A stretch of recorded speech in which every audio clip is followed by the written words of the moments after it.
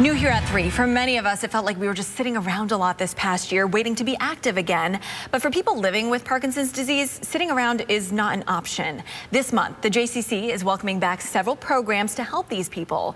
ABC Action News reporter Robert Boyd shows us why this return is considered life-changing. Rocksteady Boxing is one of the first Parkinson's programs to return to the JCC following the pandemic. The isolation of COVID has been, in general, it is particularly difficult for people living with Parkinson's disease. The most important thing a person living with Parkinson's disease can do is stay active. And all of a sudden, they were being told to stay in the house. When they don't move, they stiffen.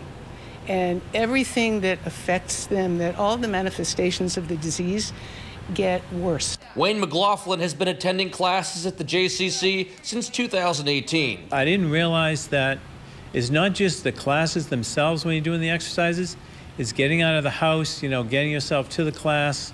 There's a lot of steps that, a Parkinson's person takes. Many of their classes were done virtually, but Coach Beth Mayberry said it's just not the same. Sam, what's our first combination? The joy of being here in person, to be physically active and to be forced to be a bit more physically active than they are when they're at home.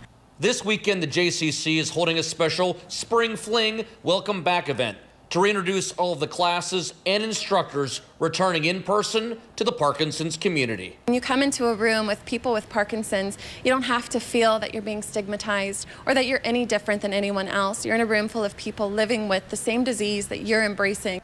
Philip Fleming and his wife Susan moved to Tampa Bay specifically for these programs.